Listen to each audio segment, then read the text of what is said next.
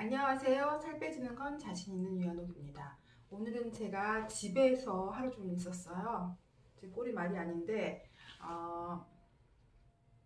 편도가 많이 부었어요. 그래서 감기는 몸살은 약 먹으면 7일, 안 먹어도 일주일이래요. 그래서 지금 약을 안 먹고 버티고 있는데 쉽지는 않네요. 어떤 분들은 편도 이거 귀찮다고 편도선 수술을 하는데 이거 임파절이거든요. 우리 몸에 나쁜 세균이 들어왔을 때 여기서 먼저 이제 얘네들이 싸우는 거예요. 우리 몸이 세균이랑. 그렇기 때문에 열도 나고 염증도 생기고 하는데 이걸 없애면은 싸우는 그런 정말 흔히 말해서 군대체계가 무너지는 거예요. 그래서 이게 임파절, 림프선 같은 거를 함부로 절제하면 안 돼요. 어쨌든 저는 오늘은 집에서 쉬었고 집에 쉬니까 좋네요. 목 아파요, 근데. 오늘은 어느 채식 의사의 고백이라는 책을 리뷰를 해드릴게요. 이거는 지은이는 존 맥두걸이라는 의사예요. 이분은 18살 때 중풍으로 이제 그 장애 등급을 받으셨대요. 장애인이 되었대요. 그래갖고 이 선생님은 녹말 음식을 굉장히 중요하게 생각해요. 다른 다이어트 불변의 법칙에서는 야채랑 과일, 수분 음식을 되게 중요하게 생각하는데 여기서는 녹말 음식과 야채, 과일 물론 중요하다고 하시는데 녹말 음식을 굉장히 중요하게 생각해서 녹말 음식을 먹어야지 병도 고치고 살도 빼준다고 하거든요. 그리고 우리 인간은 녹말 음식을 먹는 유전자를 갖고 있대요. 이렇게 소개를 하는데 이분이 왜 이 책을 이 맥두걸이라는 분에 대해서 소개를 할게요. 고기와 유제품을 너무 많이 먹어서 18살에 중풍이 걸렸대요. 또 친구들보다 20, 30kg 더 비만이어갖고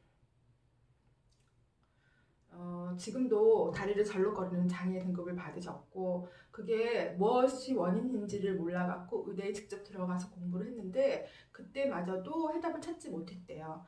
그래서 근데 일반 의 때 하와이 사탕수수 농장에서 근무할 기회가 있었는데 1세대를 보니까 병이 없었대요. 근데 2세대와 3세대는 그 서구식 음식을 그대로 먹으면서 서양 사람들이랑 똑같은 병을 갖게 되었대요. 그러면서 음식으로 유제품과 육식이 원인이라는 것을 밝혀내고 그때부터는 이제 그런 고기와 유제품의 해악을 널리 알리고 녹말 음식과 채식의 전도사가 되었대요. 그래서 맥두걸 프로그램이라는 그런 걸 열어서 수만 명의 병을 고치고 체중을 줄였대요.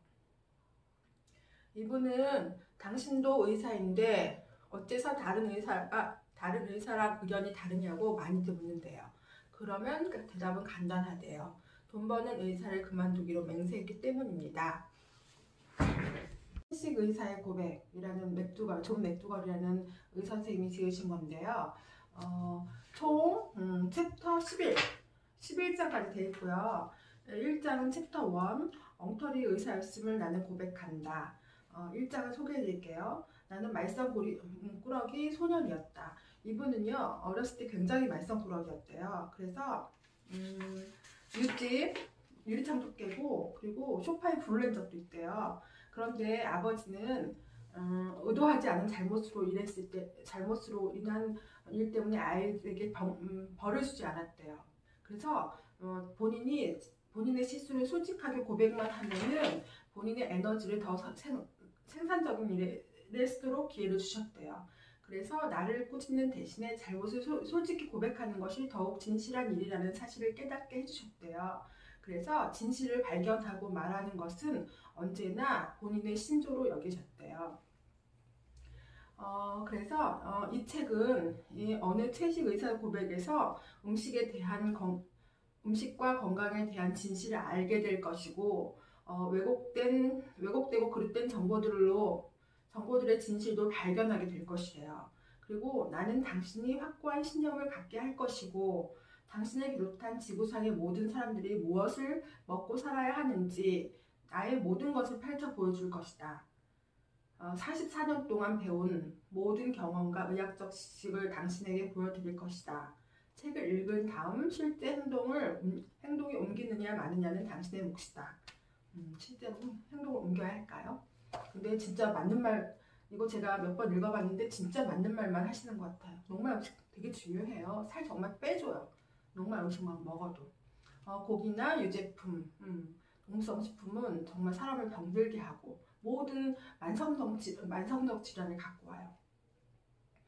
그리고 나는 가짜 의사였다. 의사가 되기 전까지는 의학 교육을 받아왔는데 18살 때 마비 증상이 왔대요. 뇌졸중. 그래서 이분이 장애인이 되었는데 그때 질병과 건강에 대한 평생의 연구를 가능하게 한 게 이때의 그 사건이래요. 이분의 부모님은 1930년대 경제 대공황을 겪으면서 콩이나 옥수수, 양배추, 당근, 양파, 감자를 드셨고 운수 좋은 날에는 5센트짜리 빵을 먹을 수 있었고 그리고 일주일에 한 번 햄버거에 드는 고기를 먹을 수 있었대요. 그래서 어머니는 이런 고통스러운 기억이 본인의 자식들에게 대물림하지 않기 위해서 아이들에게만은 돈으로 살 수 있는 최고의 음식을 먹이겠다고 결심을 했대요. 그런데 그것에 어머니의 그런 생각들이 잘못된 것으로 판명이 되었대요. 우울했던 대공황기 음식, 그러니까 감자, 옥수수, 콩, 양배추 이런 것들이 훨씬 더 건강한 음식이었던 것이었대요. 그리고 이분은 어렸을 때부터 아침에는 고기와 베이컨으로 계란과 베이컨으로 만든 아침을 먹었고 점심에는 마요네즈가 듬뿍 들어간 소고기로 채워진 점심을 드셨고 그리고 큰 접시 한가운데 스테이크와 닭고기가 가득 담긴 저녁을 먹으면서 자랐대요. 그리고 매 끼니마다 우유가 가득 찬 유리잔에 가득 찬 우유를 마셨으면 물론이고 녹말 음식에는 그 어디에도 없었대요. 그래서 그때는 몰랐대요. 돈으로 살 수 있는 최고의 음식이 본인을 중풍에 걸리게 했는지. 왜 와? 그래서 항상 소화불량과 변비를 달고 살았는데 10대 때는 완전 여드름투성이, 변비도 되게 심하고 근데 18살 때 중풍을 겪고 나서부터 본인의 심각한 상태를 깨닫게 되었고 이 병의 원인은 의사의 입에서 나오는 복잡하고 현학적인 질병이 아니라 매일 먹는 풍성한 식탁 때문이라는 사실을 그때는 몰랐대요. 20대 초까지 이분은 평균보다 20kg나 30kg 오바 체중이었대요. 그때 어머니를 탓하고 싶은 생각은 없으시대요. 그 당시만 하더라도 단백질과 칼슘이 최고라는 낙농업계의 광고와 홍보를 그대로 받아들여서 홍보를 그대로 받아들여 믿었을 뿐이고 국가가 그 영향을 보장한다는데 그것이 거짓이라고 반박할 수 있는 일반인이 어디 있겠느냐 말이다.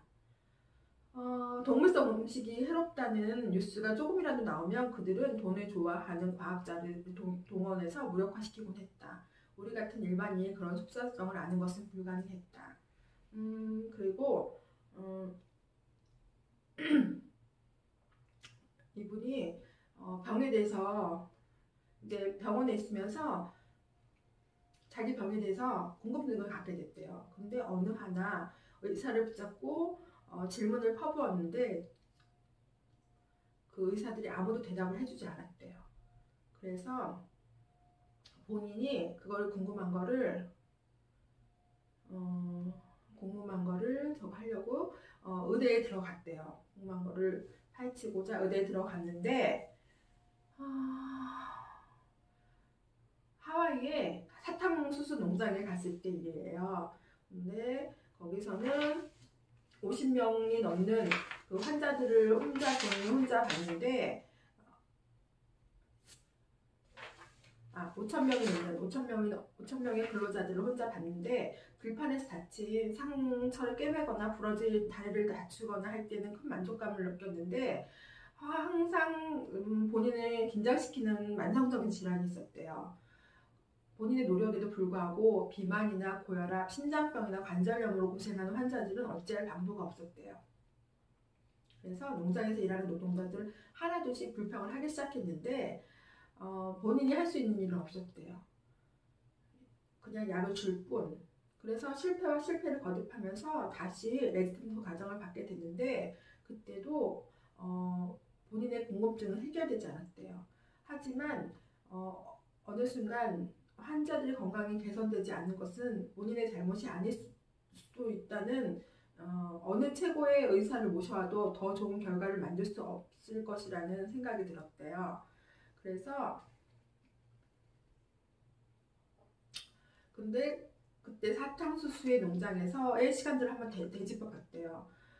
그래서 되짚어 보니까 사탕수수의 농장에서 있었던 1세대들은 병이 없었대요. 근데 2세대와 3세대들은 점점 더 병이 많아지고 이 사람들은 이렇게 미국식 서구식 음식 문화를 접하면서 그렇게 서구 질병들이 만성적 질병들이 노출되었대요. 그래서 그게 1세대들이 먹던 녹말 중심의 식사에서 2세대, 3세대들이 먹는 고기와 유제품 그리고 패스트푸드 중심으로 바뀌어갔다는 걸 알았대요. 그래갖고 그래서 각종 성인병으로 고생한다는 사실을 목격하게 되었대요.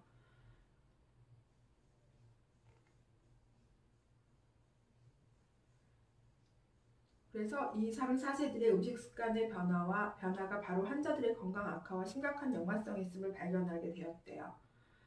그래서 가장 원초적인 질문을 사탕수수 농장에서 배우게 되었답니다. 그리고 다른 나라 사람들은 무엇을 먹을까?